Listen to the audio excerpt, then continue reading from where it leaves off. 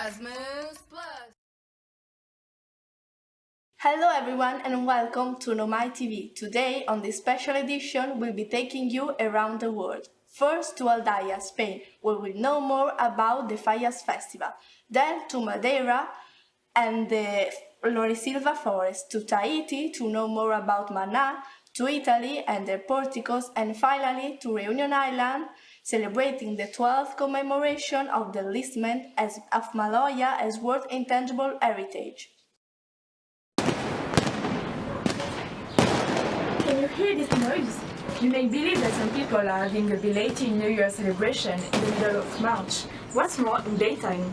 But actually, Spaniards have another explanation.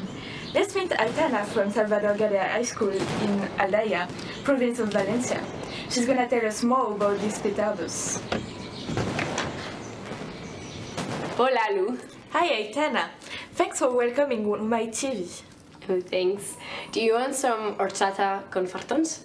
I'd rather have them after the interview if you don't mind. As we say, after effort con comfort. Oh, okay, alright then. So, let's begin this Fallas talk before the next mascleta begins. Mascleta? What's that? Oh, you probably heard them on the way here. It's a festival of firecrackers at 2 p.m. and other times of the day from the beginning of March until the 19th. During mascleta, time freezes while family come together and celebrate this ephemeral life. And in the background noise, there are some charangas music. That's so cool. I'm gonna show some pictures. Look. Wow, impressive! And tell me, what about these gigantic, colorful statues that are invading the city? Oh, these are called fallas.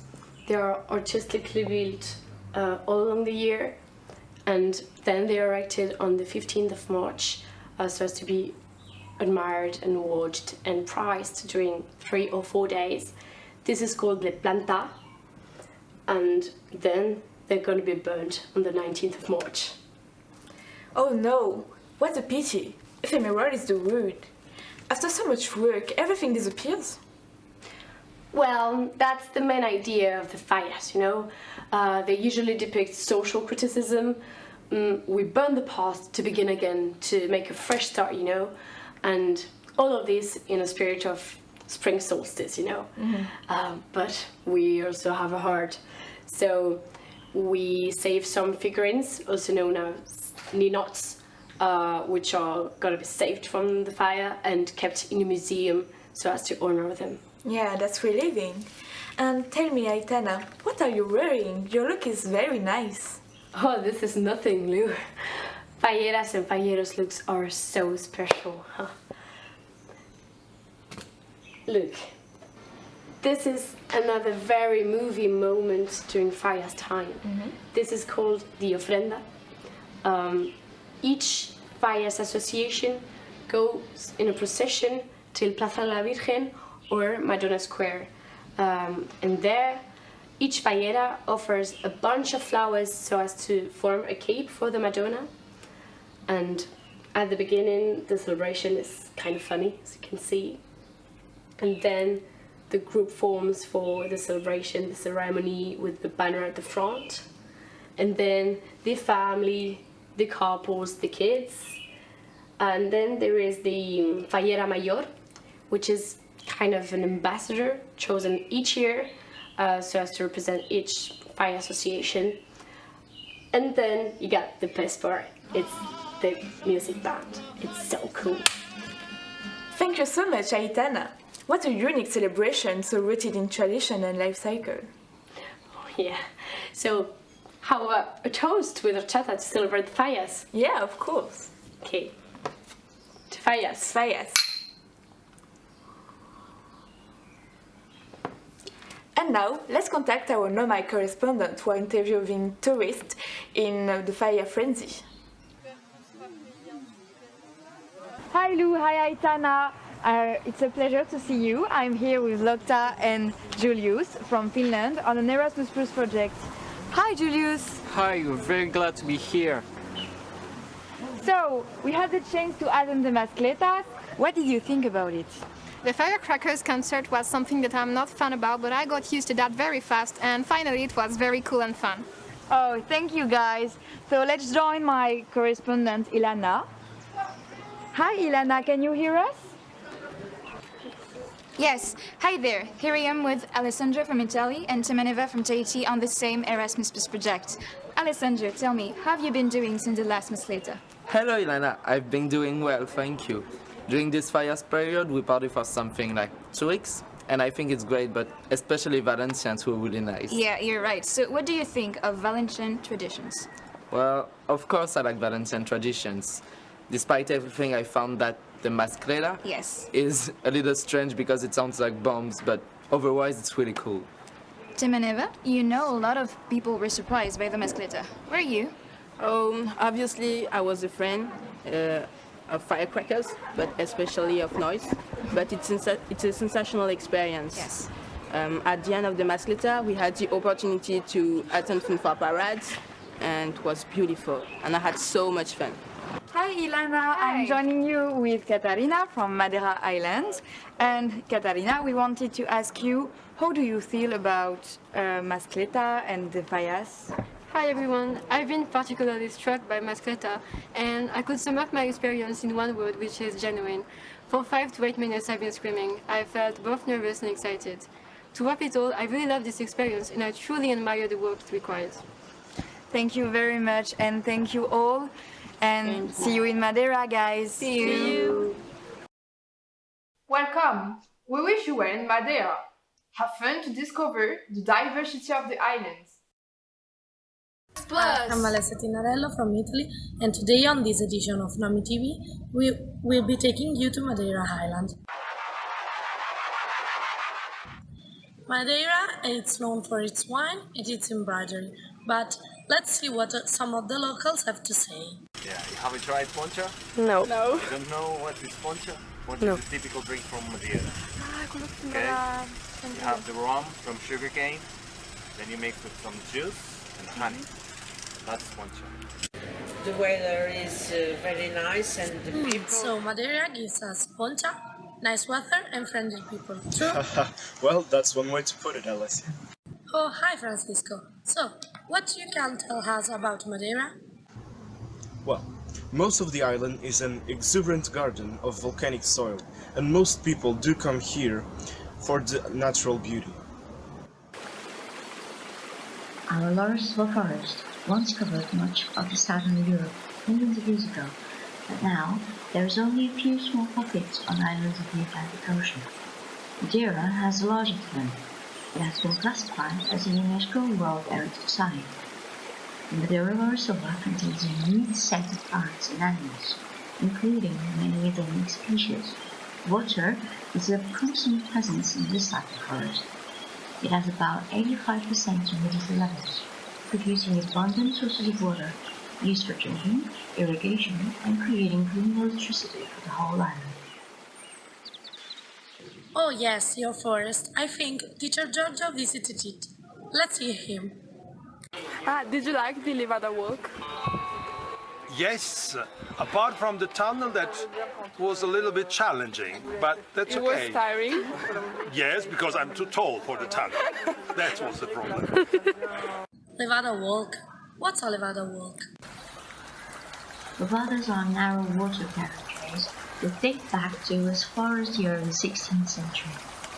There is a network of hiking trails that follow the more than 2,000 kilometers of Levadas, crisscrossing Madeira's mountains. Many of the Levada walks go through the Laurisville forest, so you can combine the two experiences in one. Wow, what an impressive forest do you have. The Laurisville forest is essential to our life. We even eat it.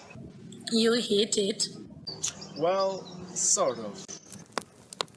Madeirans use laurel leaves as seasoning for their food, and their typical dish, toda, involves spearing chunks of garlic and salt-cloth beef with a stick cut from laurel trees and then roasting it in an open flame.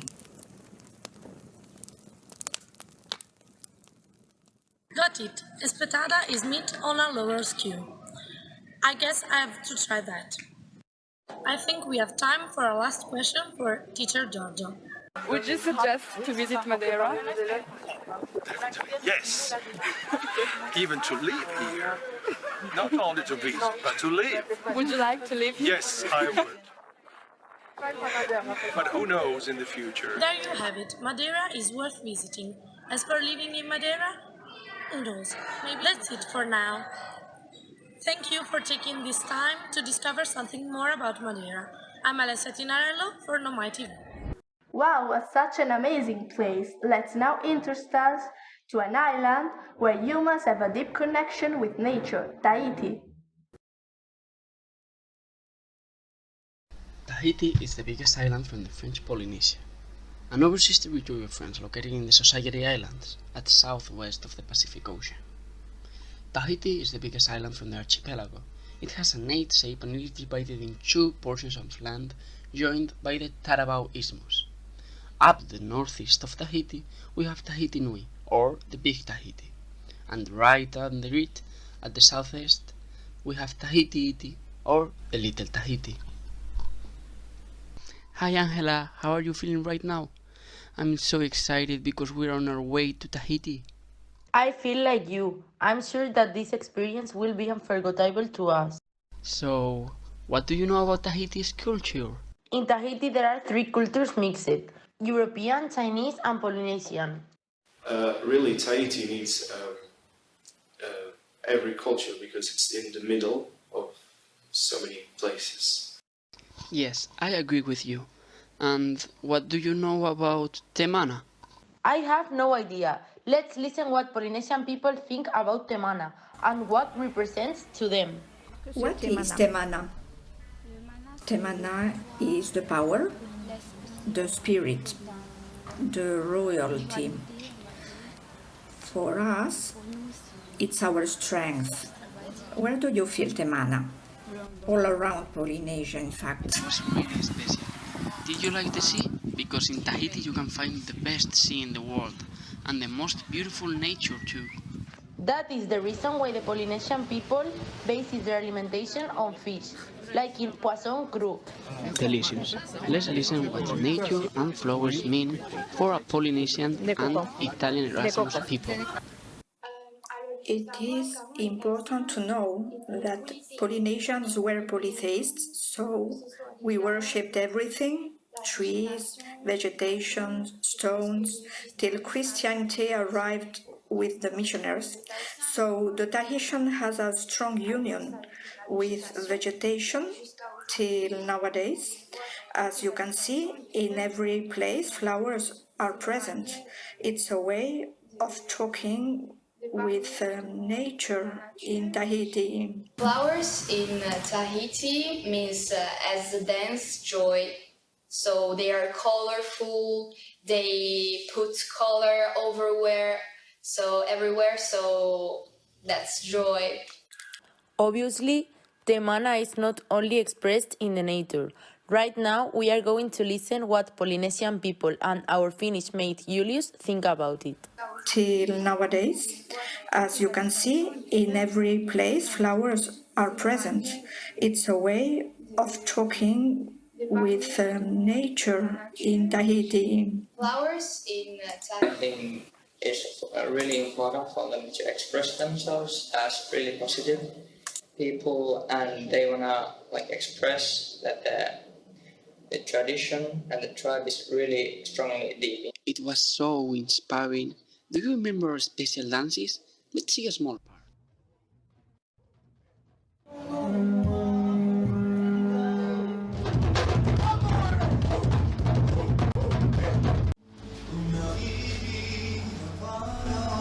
We express Temana through dance and through what we call orero also. They are speeches in Polynesian, in any Polynesian language. The Tahitian dance is a joy in life, so you have to practice that maybe all. Like sea and dances, tattoos are so typical from Tahiti too. Let's listen the difference between Tahiti and other places like Reunion Island. Why tattoos are part of Tahitian culture and of this temana that is in your identity? Because it's part of our culture, and we write in our skin, we tell a bit of our story. I would tend to think that tattoos for Tahitians is kind of important because it means a lot of things, like it always has a signification, and it makes you pass from the younger age to the adult. Yes, in Iranian we have tattoos, but it doesn't have the same meanings. It's not about meaningfully. I think it's about beauty in Iranian, and here it's about beauty, but also meaningfully, like family or nature or Tahiti. What about Marae, the typical and sacred Polynesian temple? 3 people will now talk us about Marae and tikis. The king decided to rename this mare the Mare Arahurahu because Arahu means cold. For me, when I think about Mare, I think about my ancestors, very distant, and also it's a sacred place, a place that deserves respect. So a tiki in a mare, it has been placed there. Most of them are guardians, yes, to take care, to protect people. Amare for Tahitians, it means a lot because it's related to the history of the culture, and besides history, it's religious and it has some spirituality related to it. And they were talking about warriors that were there and the spirits, and I think it's important because important to think that it's unique for them. It's because you don't see a lot of that in different cultures. It's very unique here, and I think it's good to have a different culture than the others, just like Tahitians have, and that place shows that. So far we have dealt with the beauty of Tahitian nature. We will focus our attention on how incredible Italy is. Hi, I'm Julia, and on this edition of the Nomi TV, we'll be taking you to Bologna.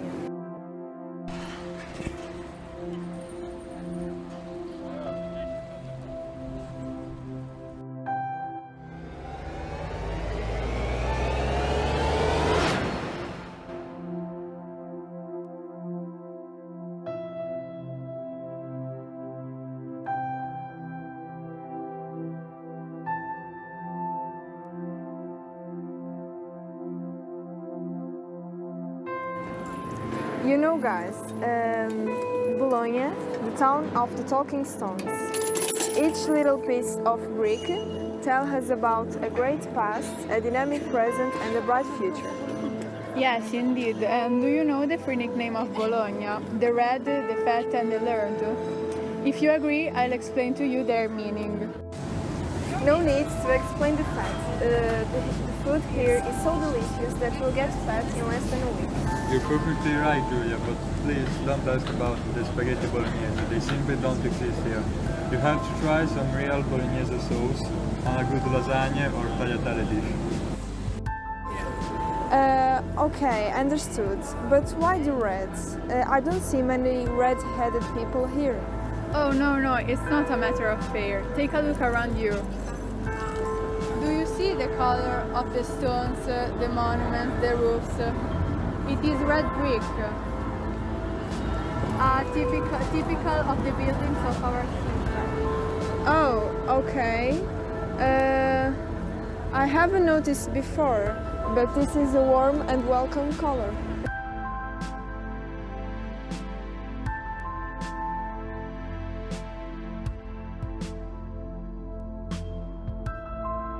But now I know why Bologna is called the Learned. I've studied. Bologna has got the most ancient university in the world and also had great personalities teaching there. Laura Bassa, for instance, has got the patron, for instance, the patron of your school. She has got the first female to have a doctorate in science and the first female teacher teaching in a university. Well done. What's more, besides being the oldest university in the world, it was also a Universitas Studentium. I mean that it was the students to choose their teachers, and if they were not up to their job, students fired them. Oh, great. How nice it could be if you do that today. Yeah, but watch out. They could do it because they were the ones who paid the teachers, and they paid them a lot. Laura Bassi was the highest paid employee of the university at her time. The students were rich, they came from noble families. Do you see those coat of arms?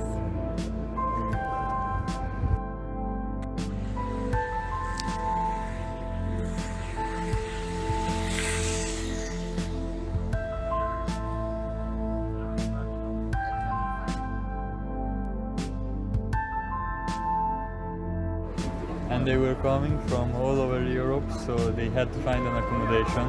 And what did Bolognese do? They built outside rooms in their houses, and to hold them up they reinforced them with wooden columns. And that's how the arcades, which Bologna is full of, were created.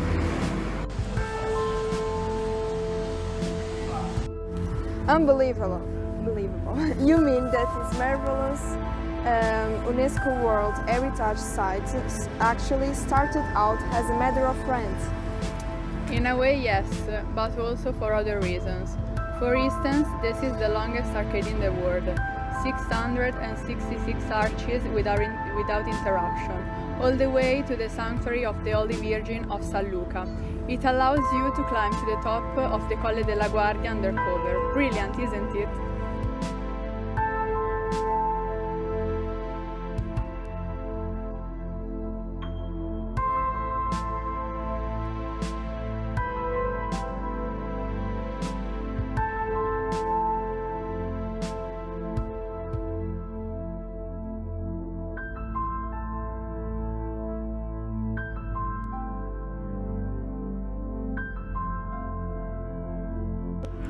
Well, you Bolognese really know more than the devil. There's really no risk of getting wet when it rains.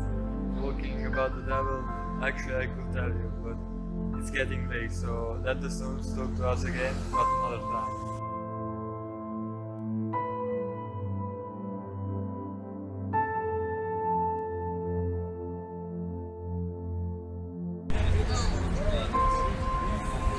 What a pity, I would have listened to the story of the talking stones for hours. Dear Nomi TV viewer, back to the studio for the next news reports. I'm Julia for Nomi TV. Now that we've talked about the Bolognese porticos, we'll see how Reunion Island celebrate the 12th commemoration of the enlistment of Maloja as World Intangible Heritage. Hi everyone, welcome to you. It's such a pleasure to be with you. Today is the 12th anniversary of Maloja as a World Heritage, so let's discover Reunion Island and its culture. Instruments Maloja and Morang. Can you hear that? And you guys too? Yes, I think so. It looks like. Instruments! Hey, I am Mr. Instrument Maker. Hi, nice to meet you. My job is to make instruments. That's why you need to be artful and crafty. Mr. Instrument Maker, what is that? This is a kayamb. Yay! This is a djembe. Yay! Bowler. Yay! Piquet. Yay! Coiffé, comment il est? Lila! Morang is a traditional dance of Reunion Island, and it was introduced by slaves.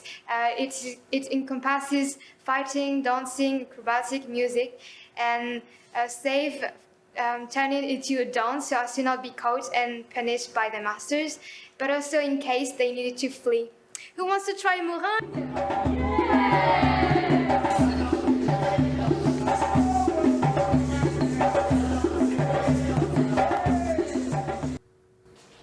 To make a long story short, I hope through this report you manage to travel over all these wonderful places.